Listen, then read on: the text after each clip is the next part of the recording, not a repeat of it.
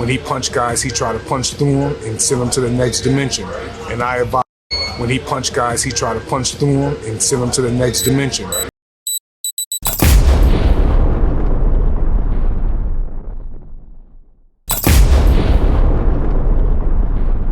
Man, Wilder is looking dangerous in sparring.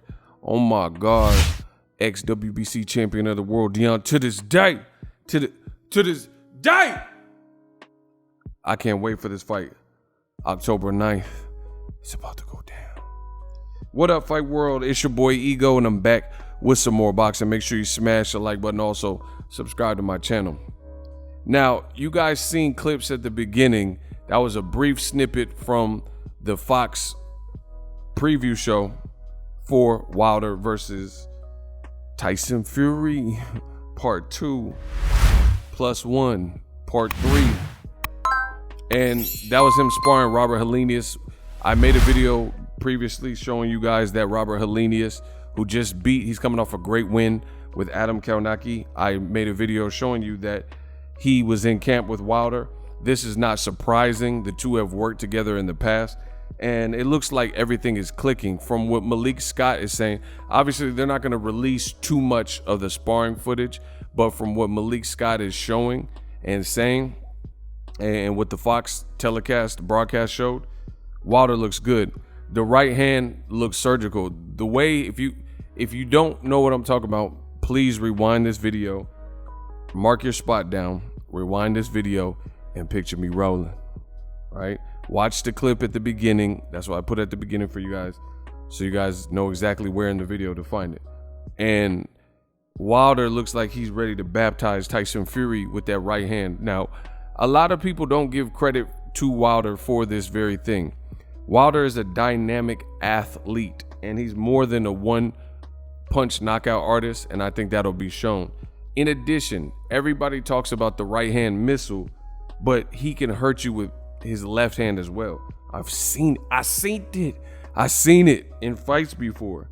I've covered several live fights of Deontay Wilder, and he could hurt you with both hands. Trust me on this one. Trust me. Everyone talks about the right, so I'm anxious to see the game plan. Malik Scott, Wilder, the whole team, they look like they have a great energy and synergy, and it's really a brotherhood, and that's what you want to see. Tyson Fury, I was on his Zoom call with Top Rank. They separated him. I was on the PBC Zoom call for Deontay Wilder. And I felt like Wilder, his was a real Zoom call and a real press conference. Not everybody was like riding Wilder. They were asking him, whatever questions that came to mind. And it wasn't all fun and games. But with the Fury, when I was on the Fury Zoom press conference, it was like everybody was trying to appease or make Fury laugh or laugh at Fury's jokes.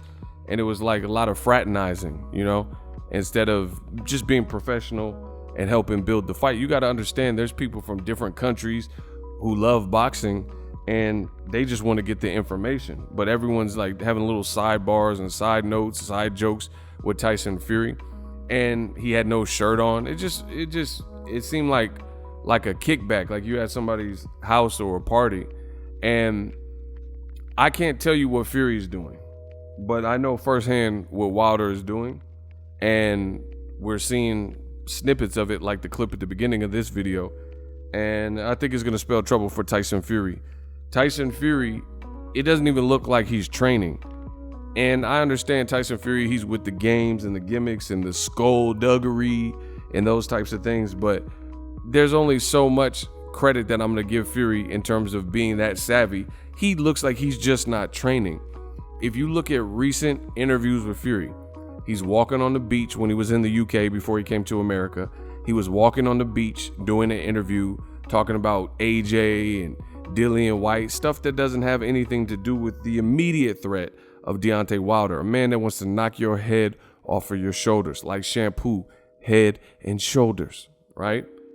He was talking about Wilder, but it's just like real quaint. And it's like, I'm really understanding a little bit more about Fury.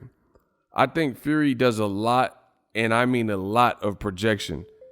I think a lot of what he is saying really is applicable and applies to him, but he'll try to pin the tail on the donkey.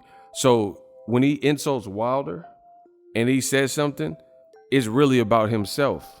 Or when he gives himself credit or he gloats or boasts about something that he allegedly has, it's really about Wilder. And I truly believe that. For example, Fury, the whole time I've been watching boxing, the whole time I've known about Tyson Fury, he's always been known as a big, crafty boxer. Not even really like a boxer puncher, just really a boxer. Somewhere along the lines, they've tried to build him as this like knockout artist, as if he's the destroyer of the world. I can think of 6 off the top of my head, easy, 6 other heavyweights that all hold that crown of more power than Tyson Fury. I think Alexander Povetkin, I think Anthony Joshua, of course Deontay Wilder, Dillian White, Luis King Kong Ortiz, Joe Joyce, Daniel Dubois. All of these guys are big guys, and I think stout and formidable actual power punchers. If I literally, I named 7 different heavyweights. If I had to rank them, I would literally put Tyson Fury, despite him outweighing probably all those dudes on the scale, I would put Fury at the dead last. I think all the Luis Ortiz hits harder. Joe Joyce, Daniel Dubois, clearly Wilder hits harder, right? I would literally put Tyson Fury behind all those dudes when we're talking about pure punching power. Now, the reason this is impressive is because you listen to Fury on the Zoom call, he was saying stuff like, it's going to be him or me, which shows me a lack of confidence, because he said no man from his mother's womb can beat me. No one can beat me. But he keeps saying Wilder's dangerous. He keeps saying Wilder has a puncher's chance. He keeps saying that I'm going to go step to him and slug it out, and he's going to get me or I'm going to get him. So it just doesn't sound congruent. If you felt that Wilder was as bad as you've said in some interviews, he's a bum and he can't touch you and you're unwittable and nobody can mess with you, then you're not going to constantly be backtracking and saying other things. Like, you never heard Floyd Mayweather say, Maidana can knock me out, or Pacquiao can knock me out, or Victor Ortiz, he's a good fighter, so he might be able to knock me out if I trade with. You don't hear that conversation. So I think Fury is really projecting a lot in this training camp. I don't think he's put in the work. And even with all the extensions, all the delays, maybe somewhere along the lines, he lost motivation and he lost that determination and drive. I think it was a gift and a curse, like I've said in previous videos, for Wilder to get the extra time, and it was a curse for Tyson Fury to get the extra time, because Tyson Fury, he didn't make the most of it with the extra time. I think Tyson Fury used this extra time, and God knows what he was doing, and I think all that will be shown on October 9th. But just like old media said to Wilder, we don't want to hear any excuses, right? This is boxing. So we don't want to hear, you call Wilder the excuse maker. Don't use no excuses for Tyson Fury. Like, oh, he wasn't motivated. Oh, his daughter was sick, so he couldn't train. Oh, he had the Rona. Oh, it was a long layoff. And I can already see a lot of the BS and the excuses already coming, because Tyson Fury, at the end of the day, he has the complexion for the protection.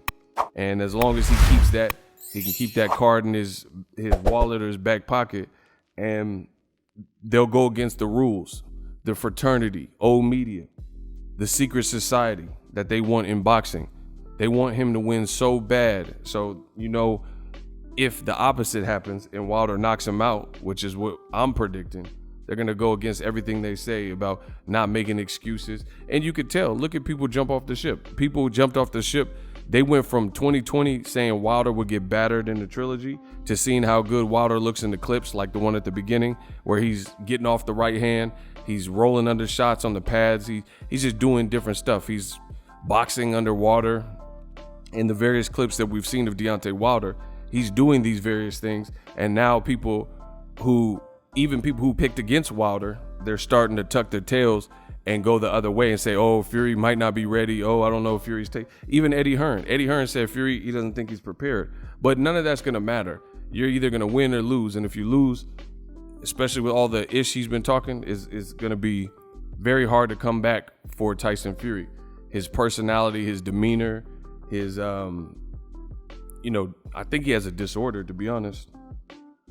So we'll see how it plays out. But every time I see Tyson Fury, he has like a Las Vegas Raiders jersey on. He has a shirt on. He's walking on the beach. He's at a coffee shop or a cafe, or he's just chilling with a Versace or old Versace robe, that black Versace robe, yellow Versace robe, slippers. It doesn't even look like he's really putting his best foot forward. And I think Fury is at a point where he's made a lot of money. And just like I said earlier in this video, a lot of what Fury says is really just a reflection of himself or a projection of himself. If he says Wilder's scared, he's really scared. You see what I'm saying? It's like almost like opposite day. If he says he's a one-punch knockout artist, he knows in his heart that Wilder is a true one-punch knockout artist, and so on and so forth. And I think Tyson Fury, he's saying he can't be beat, and he's trying to double down like he's, a true alpha male. But I know he knows deep down inside, this is a man that put you to sleep in the first fight, and it should have been stopped in that first fight. But Jack Reese, for whatever reason, allowed you to continue. So I don't think Fury believes what he's saying, and he's like a prisoner on death row waiting for his last meal. If you look at all his pictures, all the videos, he barely looks like he's training. He looks like someone who, Make-A-Wish Foundation, someone that went to Disneyland, and they're just taking pictures at all the shops and Pirates of the Caribbean and Alice in the Teacups, Alice in Wonderland, things like that. He looks like it's leisurely. So he says, I'm a natural fighting man, and I don't fight for money. But again, projection, opposites. I think he has some type of disorder. He's saying that, and that really applies to Wilder. Wilder truly doesn't care about money like that. I'm not saying he wants to be broke, but at the end of the day, it looks like he just wants his family to be cool. Tyson Fury is enjoying the celebrity of it all, and like people saying his name and telling this BS story about how he almost ended his life and mental health awareness and stuff. And I'm not saying these things aren't real life situations, but he's over glorifying it. I can't wait. October 9th. Subscribe to the channel. If you like what I'm doing, put the thumb up on the video, hit the like button. It goes a long way to encourage and show others that the content is fire. So if you like that, stay tuned. Much more to come. October 9th, Judgment Day is upon us. Ego out.